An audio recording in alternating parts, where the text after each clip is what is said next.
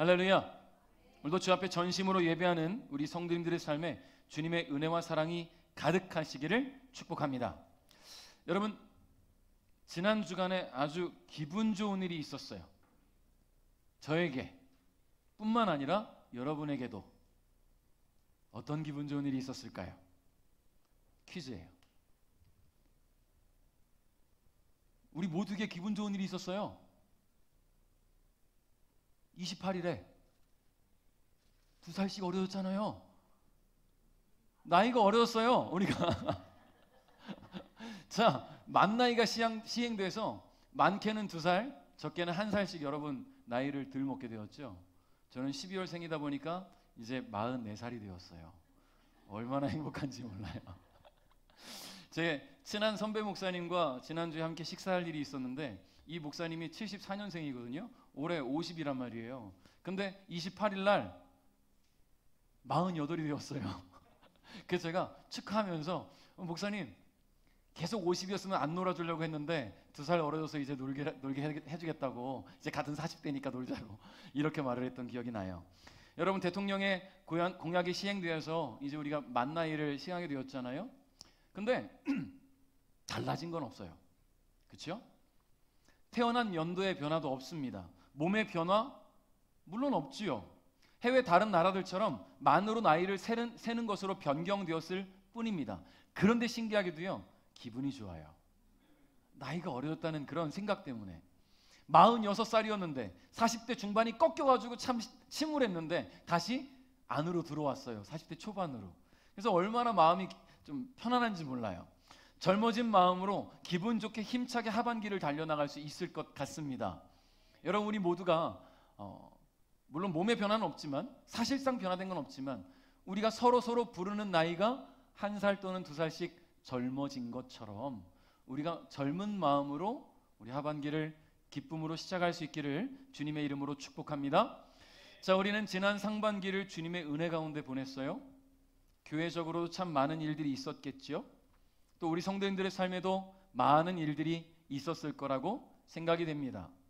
어떤 때는 즐겁고 기쁜 일들이 여러분의 삶에 가득했을 것이고요. 또 어떤 때는 슬픔과 좌절과 낙담이 여러분의 삶에 있었을 거예요. 감당이 안 되는 그런 일을 만나서 참 힘겨웠던 그런 시간들도 있었을 것이고, 앞이 캄캄했던 문제를 만나서 염려 속에 있을 때 그 일을 해결하시는 주님의 은혜를 경험하신 분도 분명히 계시겠지요. 자, 여러분, 우리의 인생은 늘 수많은 일들을 경험해 가면서 그 속에서 우리가 살아있음을 느끼게 돼요. 그리고 내가 살아있음을 느낄 때는 주님이 나와 함께 하시는 것도 더불어 경험할 수가 있다라는 것입니다. 여러분, 오늘은 맥주감사절이에요. 맥주절이라고도 부르죠. 이 절기는요, 구약의 3대 절기 중에 하나입니다. 6월절이 끝나고 나서 7주 뒤 50일째 되는 날, 그 해의 첫 수확물인 밀을 수확하면서 하나님께 감사의 예물을 드리고 예배드린 날이 맥주절이에요. 여러분, 아시다시피 6월절은 어떤 날이냐면 해방된 날이에요. 독립기념일, 한마디로 우리나라로 따지면 광복절인 거죠. 이 이스라엘 자손들이 애굽에서 해방된 것을 기념하며 감사하는 절기인데, 광야를 떠돌다가 이제 하나님께서 가나안에 정착하게 하시고 그곳에서 척박한 땅에서 농사를 짓고, 그곳에서 이제 더 이상 우리가 하나님이 주시는 메추라기와 만나가 아니라 우리가 땅의 소산으로 먹고 살 수 있도록 하나님께서 우리의 생계를 책임지신 것에 대한 감사로 예물을 드리고 예배드린 게 바로 맥주절이라는 거예요. 여러분, 그렇기 때문에 오늘 저와 여러분의 삶이 하나님의 은혜가 아니면 살 수 없는 삶이라는 것을 우리가 함께 고백할 수 있기를 주님의 이름으로 축복합니다. 그래서 우리는 오늘 본문 말씀을 통해서 우리가 잊고 지내고 있는 주님의 은혜를 다시 한번 기억해내시고, 지난 상반기 우리의 삶을 지키시고 보호하신 주님께 다시 한번 감사를 회복하는 그런 시간을 가지시기를 주님의 이름으로 축복합니다. 여러분, 감사의 마음은요, 마음에만 두고 있고 표현하지 않으면 상대방은 알 길이 없지요. 감사하면 표현을 해야 되는 거예요. 그렇지 않습니까? 제가 2주 전에 제 아내와 함께 문경희 성도님을 이제 커피 한잔 할래요를 또 시행을 하고, 근데 그날 커피를 안 먹고 짜장면을 먹었어요.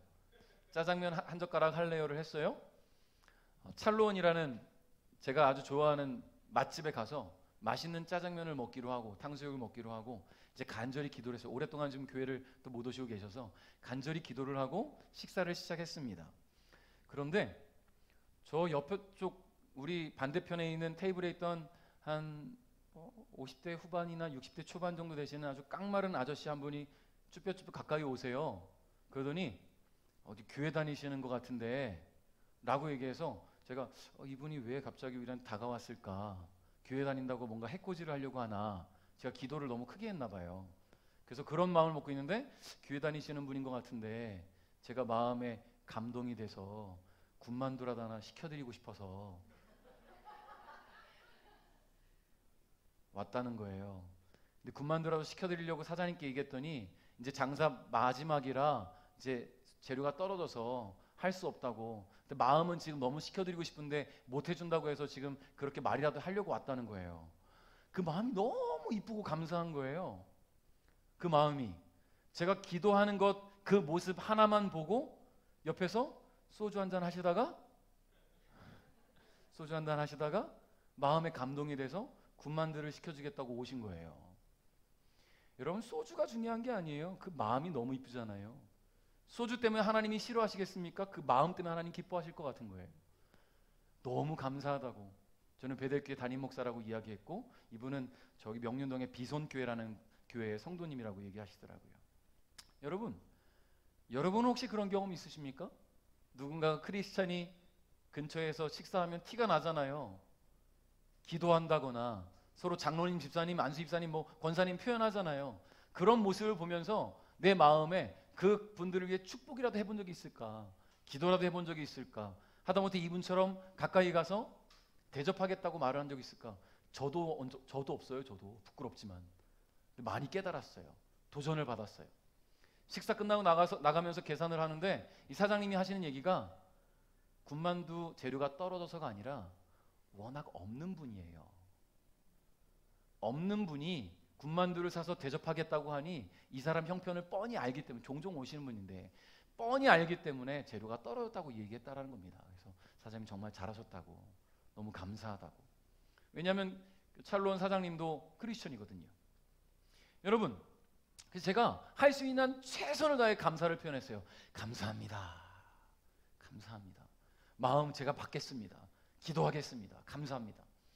여러분, 감사는 표현해야 되는 거예요. 한마디로 내 마음에 감사할 만한 상황들이 있었다면 표현해야 된다라는 거예요. 물론 주님은 다 아시죠. 우리 마음 다 아시니까, 우리가 어떤 마음 품고 살아가는지 다 아시니까. 그럼에도 불구하고 다 아시지만 표현할 때 주님이 그 마음이 진실성 있는 감사라는 것을 알게 되신다는 거 아니겠습니까? 그러니까 우리는 잊지 말고 감사를 실천해야 되는 거예요. 표현하면서 말이죠. 오늘 본문에 보니까 베드로가 예수님께 한 가지 질문을 하고 있어요. 같이 읽어볼게요. 시작.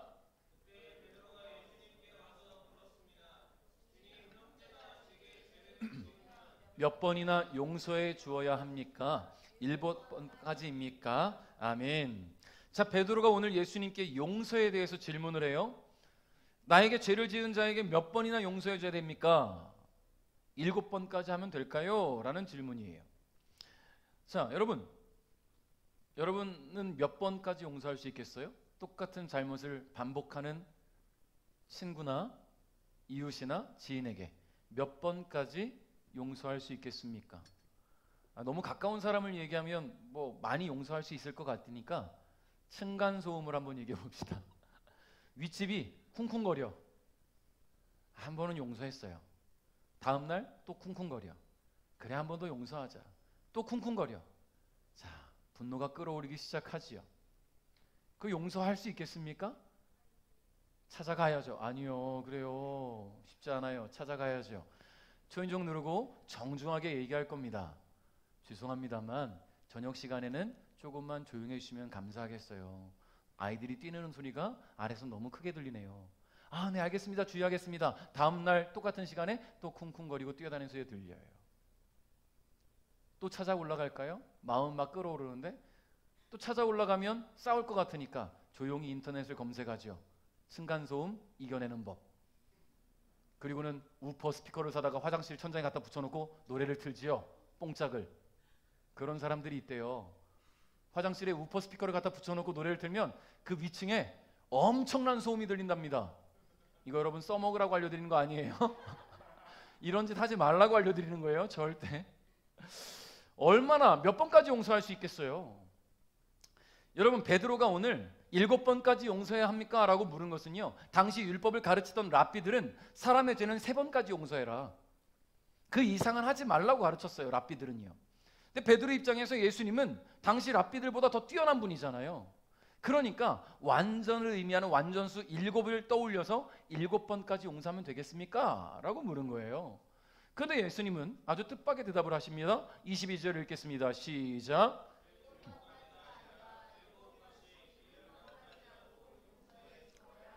아멘. 자, 7번씩 70번이면 490번이에요. 그죠? 예수님께서 베드로에게 이 베드로가 곱셈을 잘하고 있나? 이것을 판단하려고 물어보신 게 아니에요. 여러분, 지금 쉬운 성경에서는 7번씩 70번이라고 표현을 하고 있지만 원어와 개정 성경에서는 70번씩 7번이라고 표현해요. 70번씩 7번. 70에 7. 이거를 붙여서 7이 되는 거예요. 한마디로. 완전수에 완전수를 더했다라는 이야기예요. 한마디로. 그것은 무슨 말이냐면 무한한 사랑을 가지고 용서라는 표현이라는 겁니다. 무한한 사랑을 가지고 용서해라. 여러분, 왜 예수님이 그렇게 말씀하실 수 있냐면 하나님이 그렇게 당신의 백성들을 용서하셨어요. 바로 저와 여러분을 말이죠.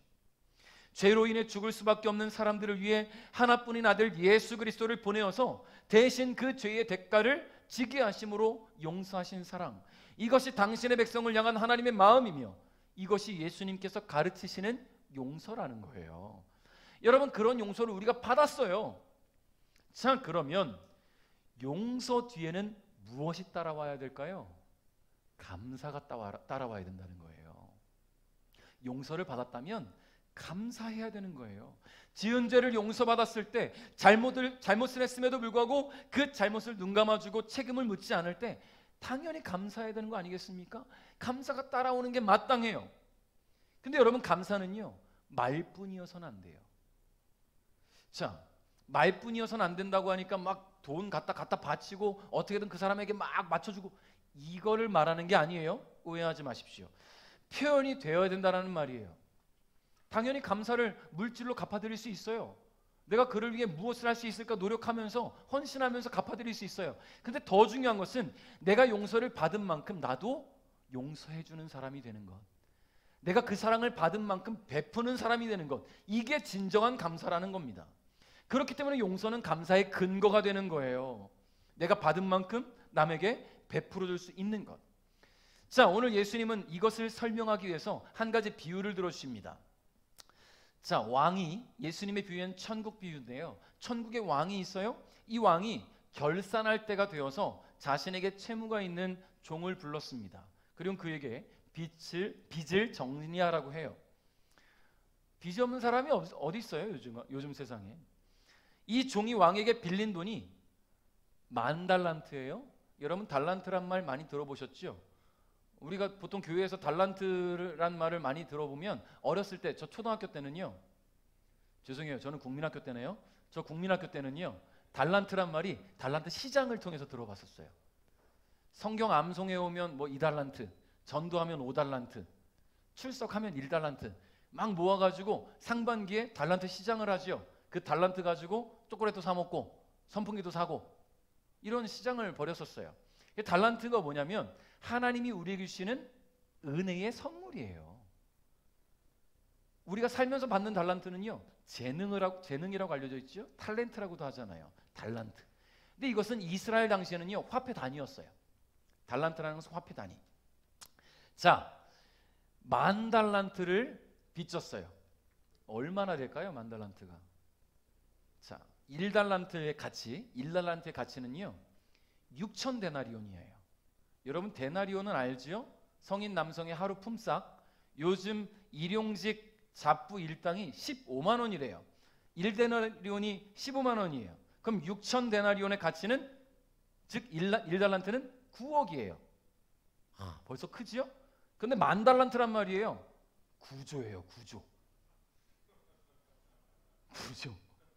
무슨 종이 왕한테 구조나 빌렸나 모르겠어요. 물론 뭐 빚이 이자를 못 갚아서 더 쌓였는지 모르겠고, 또 그 당시 화폐 단위일 뿐 이게 오늘날 우리의 어떤 환율로 환산하니까 구조라는 것이지만, 아무튼 굉장히 큰 돈이에요. 이게 도무지 갚을 능력이 없는 그런 큰 돈. 여러분, 종의 삶이 어떻습니까? 빌린 돈 갚기 위해서 열심히 일해도 먹고는 살아야지요. 아내도 먹여 살리고 자식들도 먹여 살리고, 그래도 옷은 입어야지요. 추운 날 그래도 장작이라도 사서 펴야죠. 여러분, 그러면서 이자 갚기도 힘들어요. 그러다 보니 원금은 원금 그대로 있고 이자가 계속 쌓여가니까 원금이 자꾸 커지죠. 그러다 보니까 어느샌가 감당할 수 없는 구조의 돈이 눈앞에 있는 거예요. 갚을 수가 없어요. 왕은 종에게 아내와 자녀들이 가진 모든 것, 심지어 아내와 자녀를 팔아서까지 갚으라고 이야기해요. 아내와 자녀를 팔래요. 여러분, 종의 가족은 여전히 종이에요. 그러니까 팔려면 팔 수 있어요. 그 당시에는 종으로 팔려갈 수 있으니. 뭐 사람의 가치로 환산이 안 될 수는 있어요. 종이니까. 그럼에도 불구하고 조금은 갚을 수는 있겠지요. 그런데 여러분 사랑하는 가족을 빚 갚기 위해 팔 수 있겠습니까? 그 사랑하는 사람을 남의 집 종으로 팔 수 있겠어요? 도무지 이거는 들을 수가 없는 명령이에요. 차라리 내가 죽고 말지, 내가 감옥에 가고 말지. 도무지 해결할 수 있는 방법이 없습니다. 그때 종은 왕에게 이렇게 말을 합니다. 종은 주인의 무릎 아래 엎드려 빌었다. 기다려 주십시오. 제가 모든 것을 갚겠습니다. 여러분, 갚을 수 없어요. 갚을 수 없어요. 어떻게 그 돈을 갚습니까? 지금 이미 살아오면서 갚지 못했는데 어떻게 갚겠습니까? 그럼에도 불구하고 이렇게 말하는 것은 그 간절함을 표현하고 있는 거예요. 어떻게든 내가 할 수 있는 최선을 다해 헌신하고 수고할 테니 제발 좀 용서해 주십시오. 제발 좀 나에게 기회를 주십시오. 그런 마음이에요. 지금 종이 이 빚을 정리하기 위해서는 왕의 자비를 구하는 것밖에 없어요. 왕의 자비를 구하는 것. 아무리 애를 써도 갚을 능력은 없고, 그렇다고 사랑하는 아내와 자식들을 다른 집의 종으로 팔아버릴 수도 없고, 그러니 왕의 자비를 구하고 용서를 구하는 것밖에는 그가 할 수 있는 일이 없었다는 것입니다. 여러분, 그의 진심이 통한 것일까요? 왕은 그 마음을 돌이켰습니다. 왕은 엎드려 절하며 자비를 구하는 이 종을 바라볼 때 불쌍한 마음이 들었어요. 불쌍한 마음이 들어서 그를 불쌍히 여겨서 그가 가진 모든 빚을 탕감해 줬어요. 구조가 사라졌어요. 빚이. 너무 놀라운 일 아닙니까? 평생 갚아도 갚을 수 없는 그 빚이, 그 채무가 일순간에 왕의 한마디에 사라졌다는 거예요. 무려 10,000달란트나 되는 그 돈이 말이죠. 여러분, 이것은요 오직 왕만이 할 수 있는 일이에요. 왕만이 할 수 있는 일이에요. 종이 진 채무에 대한 권한이 왕에게 있거든요. 다른 어떤 누가 이 종의 빚을 대신 갚아줄 수 있겠습니까? 그 큰 금액을 누가 갚아주겠어요? 왕보다 더 많은 돈을 가진 사람이 누가 있겠습니까? 혹 있다 할지라도 그 큰 빚을 이 종을 위해서 누가 쓰겠습니까? 말이 안 되잖아요. 왕이 이 종에게 행한 일, 단순히 자비라 말할 수 없어요. 왕의 돈을 빌리고도 갚지 못한 이 종을 향한 이 왕의 자비는 불쌍히 여기는 마음에서 온 용서라는 거예요. 용서. 용서받을 수 없는 자가, 용서받지 못할 자가 용서받게 된 것입니다. 왕이 베푼 은혜 때문에 말이지요. 여러분, 왕이 그를 용서해 준 이유는 딱 한 가지예요. 뭐냐면 불쌍해서.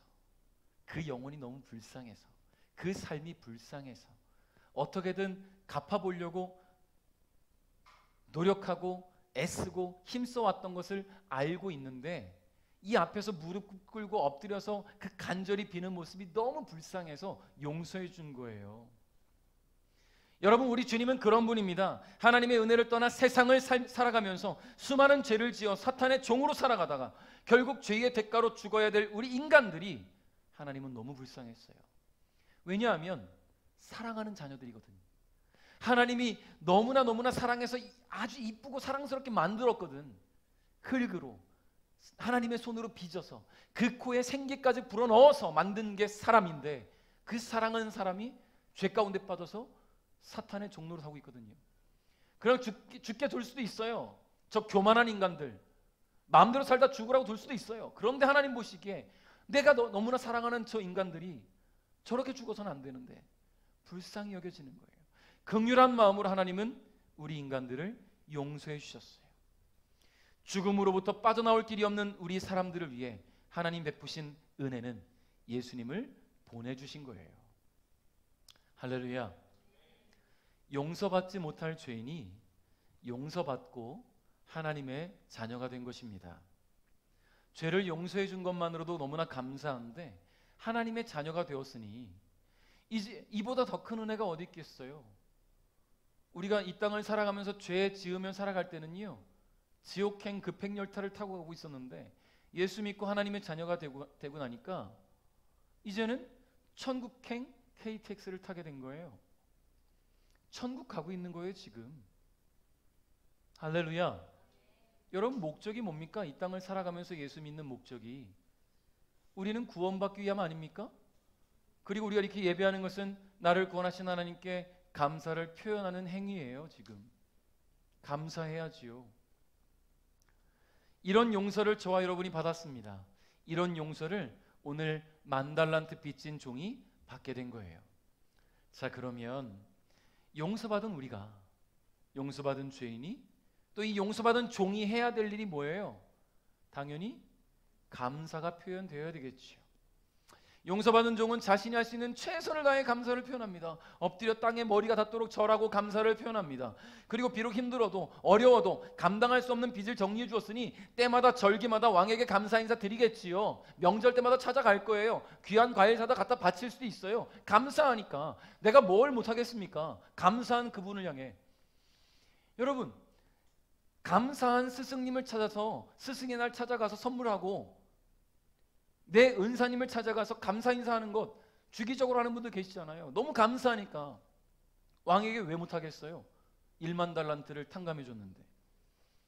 자신이 할 수 있는 최선을 다해 감사를 표현할 거예요. 여러분, 이 종이 왕궁을 나올 때 기분이 어땠을까요? 에? 날아올라 저 하늘, 달이 될 거예요 아마. 저 하늘 반짝거리는 그 달이 되고 싶을 만큼 너무나 행복했을 겁니다. 날아오를 것 같을 거예요. 여러분, 그가 바라보는 이 하늘이 너무나 아름다웠을 거예요. 왜냐하면 10,000달란트의 큰 중압감이 사라졌거든요. 밖에 나오니 하늘이 너무 아름다워요. 불어오는 바람이 너무나 산뜻해요. 내 더위를 다 식혀주는 것 같아요. 지나가는 똥개마저 아름다워 보여요. 지금 이 사람의 눈에는 모든 게 소중해 보이고 아름다워 보이고 행복해 보여요. 그런 이 종의 눈에 친구가 보입니다. 마음으로 이 사람은 나올 때 이런 마음을 가졌을 거예요. 왕께서 평생 갚아도 갚지 못할 그 큰 빚을 탕감해 줬으니까 나도 이제 평생 감사하며 살아야지. 나도 왕처럼 어려운 사람들 도와주고 베풀면서 살아야지. 그렇게 살 거야. 감사하며 살 거야. 이런 다짐으로 수많은 사람들의 그 평화로운 모습을 보면서 행복한 마음으로, 날아갈 것 같은 마음으로 지금 나왔어요. 그런데 그의 눈에 한 사람의 모습이 보입니다. 28절 상반절 함께 읽어봅니다. 이거 같이 읽겠습니다. 시작.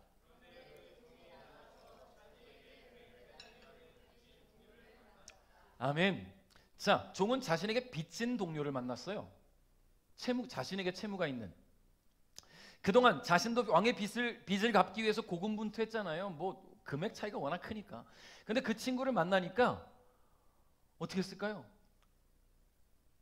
보듬어줬을까요? 어떻게 보면 그동안 내가 왕에게 10,000달란트 갚기 위해서 애쓰다 보니까 그 친구가 나에게 진 빚 잊고 살았을 수도 있어요. 그게 지금 눈에 들어옵니까? 내가 지금 일하기 바쁜데? 내가 지금 막 하루하루 애써 살아가는 것이 좀 급해 죽겠는데 그 친구는 생각도 못했을 수 있어요. 매일 뼈 빠지게 일하면서 가족 먹여 살리랴 이자 갚으려 정신 없었을 테니까. 근데 이제 모든 빚이 탕감되고 마음의 빚이 내려가고 밝아진 마음과 붕 뜬 모습으로 나왔는데 동료의 얼굴이 보여요. 얼마나 반가웠겠습니까? 친구야, 돈 갚아라. 이게 지금 이 친구의 모습이에요. 친구야, 돈 갚아라. 조금 전까지 하늘을 날아 올라갈 것 같았는데 친구의 얼굴을 보니 그가 나에게 빚진 데나리온이 생각이 나요. 100데나리온이에요. 100데나리온. 여러분 무슨 적은 금액은 아니에요. 실제적으로. 왜냐하면 요즘 가치로 따지면 1,500만 원이에요. 한마디로 100데나리온이면. 자, 그런데 생각해 보세요. 1,500만 원을 빌려줄 정도면 그냥 아는 사람일까요? 가까운 동료, 아주 가까운 친구였을 거예요. 1,500만 원을 빌려줄 정도면. 별 사이도 아닌데 어떻게 그 돈을 빌려주겠습니까? 그만큼 둘 사이는 가까운 사이였을 거라는 거예요. 그런데 그런 자신의 친구를 만나자 이 종은 돌변한 겁니다. 저놈 때문에 내가 더 힘들었겠구나.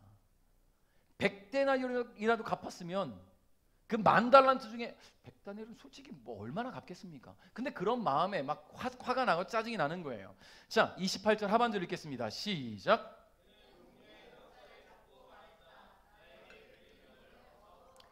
아멘. 조금 전까지만 해도 행복한 눈으로 사람들을 바라보던 이 종이 갑자기 표독한 표정이 되어서 빚쟁이가 되어서 친구를 막 닥달합니다.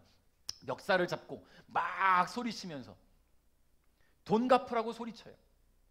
수많은 사람들이 보고 있는 광장에서 말이죠. 조금 전까지만 해도 사람들이 이 종의 모습을 볼 때 되게 인자해 보이고 행복해 보이고 날아갈 것 같은 그런 모습이었는데 그런 모습 지나서 안녕하세요, 잘 지냈어요, 일은 잘 되십니까, 잘 지내셨죠? 이러던 사람이 친구를 보자마자 멱살 잡고 흔들면서 돈 갚아 하고 있는 거예요. 지금 여러분, 이 친구 역시 사는 게 녹록지 않았던 것 같아요. 친구는 종에게 자비를 구합니다. 29절 보니까요. 동료는 그 종의 무릎 아래 엎드려 빌었다. 기다려주게, 내가 모든 것을 갚겠네. 아멘. 여러분, 지금 친구의 무릎 아래 엎드렸어요. 엎드렸어요. 지금 그가 얼마나 간절한지를 보여주는 표현이에요. 엎드렸어요. 친구 앞에서. 여러분, 내가 돈 빌렸는데 내가 갚을 능력이 없다고 친구 앞에 엎드려서 간절히 막 비는 일 쉽지 않잖아요. 자존심 때문에. 자존심 때문에. 우린 그렇게 자존심 갖고 살아가는 사람들이잖아요. 근데 이 친구는 지금 그 자존심이 필요 없어요. 왜냐하면 갚을 능력이 없어서. 친구 앞에서 엎드렸어요. 조금 전에 이 종이 만났던 상황과 같아요. 같지만 달라요. 왜 같지만 다르냐면 조금 전에 이 종이 만났던 상황은 왕과 종이에요. 왕과 종이에요. 이거 아니어도 그 앞에 무릎 꿇고 엎드려야 되는 위치예요. 이미 그는. 그런 상황에서 빚을 갚을 수 없어서 엎드려 빌었거든요. 근데 지금 이 친구는 친구 사이잖아요. 갚을 능력이 없어서 그 앞에 엎드려 빌고 있다는 말이에요. 심지어 금액도 비교가 안 되잖아요. 자신이 왕에게 졌던 빚은 10,000달란트예요. 10,000달란트. 근데 이 친구가 자기에게 빚진 거는 고작 100데나리온이란 말입니다. 근데 종은요, 용서하지 않았어요. 자비를 구하는 친구에게 자비를 베풀지, 결국 자신에게 빌린 돈을 갚을 때까지 친구를 감옥에 가둬버렸습니다. 여러분, 지금 이 종의 모습은 용서받은 자의 모습이 아니에요. 용서받은 사람은 감사하며 살아야 된단 말이지요. 감사가 삶 속에 실천되기 위해서는 받은 만큼 베풀고 나눠줘야 될 줄 믿습니다. 용서받았다면 용서해주고 자비를 얻었다면 자비를 베풀어줘야 할 줄 믿습니다. 여러분, 제가 인터넷을 좀 보다가 자동차 커뮤니티에 접촉사고를 경험한 한 청년의 글을 본 적이 있어요. 30살의 이 젊은 직장인이 접촉사고를 낸 거예요. 사고 차주와 이제 카톡 메시지를 이제 올렸는데요. 사고 차주의 차가 고급 외제승용차. 뒤에서 박은 거야.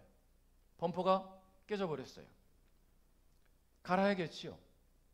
견적이 60만 원이 나왔답니다. 물론 저렴한 데를 찾았겠죠, 이 차주가.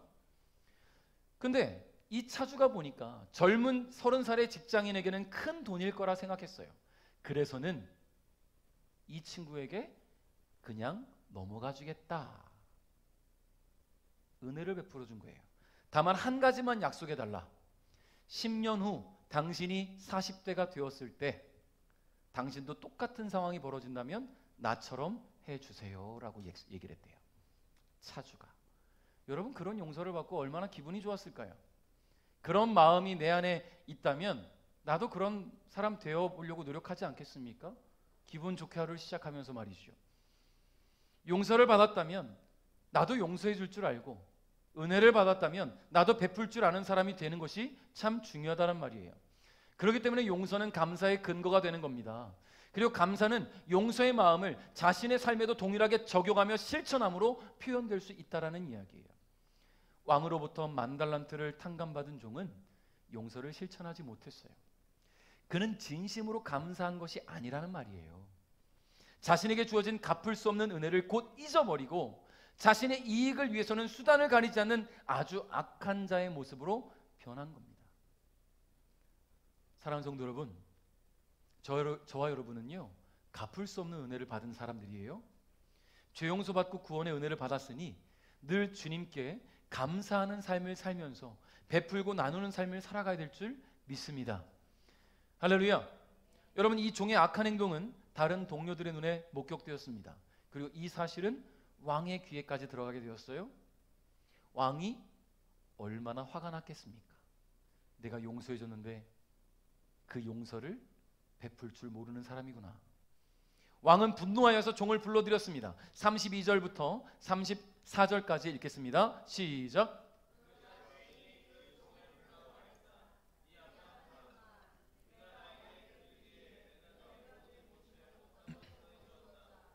내가 내게 자비를 베풀었던 것처럼 너도 네 동료에게 자비를 베풀어야 하지 않느냐? 그 주인은 매우 화가 나서 그 종을 감옥에 넣고 자기에게 빚진 것을 다 갚을 때까지 감옥에 있게 하였다. 아멘. 여러분, 왕은 종을 잡아서 그 악한 행동에 대한 책임을 물었습니다. 그가 가지고 있던 채무에 대해서 책임을 묻지 않기로 했던 이 왕이 그의 악한 행동에 대한 책임을 묻기 시작했어요.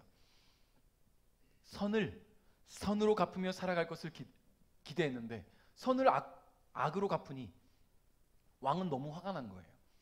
왕은 종이 자신의 동료에게 했던 것과 똑같이 해주었습니다. 그를 감옥에 가뒀어요. 그가 가진 빚 10,000달란트를 다 갚을 때까지 감옥에 있게 했어요. 사실상 무기징역이에요. 그렇잖아요. 어떻게 갚겠습니까? 그나마 일을 해서 벌어야 이자라도 갚을 텐데 감옥에 가 있으면 어떻게 갚아요? 그럼 그 누가 갚아야 돼요? 아내하고 자식들이 갚아야 돼요. 근데 갚을 수 없어요. 결국 아버지는 감옥에서 썩어 늙어 죽을 거고요. 그럼 그 가족들은 그 빚의 대물림 속에 살아갑니다. 구조를 언제까지 갚겠습니까? 평생 갚아야 돼요. 10,000달란트는 평생 갚아야 돼요. 평생 자손 대대로 갚아야 될 그런 빚을 자신에게뿐만 아니라 가족들에게까지 남겨준 거예요. 이 종이 한 번의 실수를 함으로 말미암아 말이죠. 용서받고 베풀지 못한 그 모습 하나 때문에 본인뿐만 아니라 본인의 사랑하는 가족 그리고 그 다음에 있을 후손들에게까지 너무나 큰 어려움을 남겨줬어요. 여러분, 왕은 얼마 전에 이 한 불쌍한 종을 용서해줬단 말이에요. 열심히 노력하고 애써도 도무지 갚을 수 없는 채무에 허덕이고 사랑하는 가족들을 지키기 위해서 아등바등하고 있는 그 종의 모습이 너무나 안타까워서 말이죠. 그는 분명 눈물을 흘리면서 엎드려 절하면서 감사했을 텐데, 평생 은혜를 잊지 않고 감사하는 마음으로 살겠다고 그렇게 다짐했을 텐데, 그 안타까웠던 종의 모습은 지금 온데간데 없어요. 이렇게 악한 사람이 나왔나, 어디서 이렇게 악한 놈이 나왔나 싶은 만큼 그런 악한 사람이 지금 왕의 눈앞에 있단 말이에요. 왕이 그를 향해서 이렇게 불렀어요. 이 악한 종아. 아까는 불쌍한 종이었는데 지금은 악한 종이에요.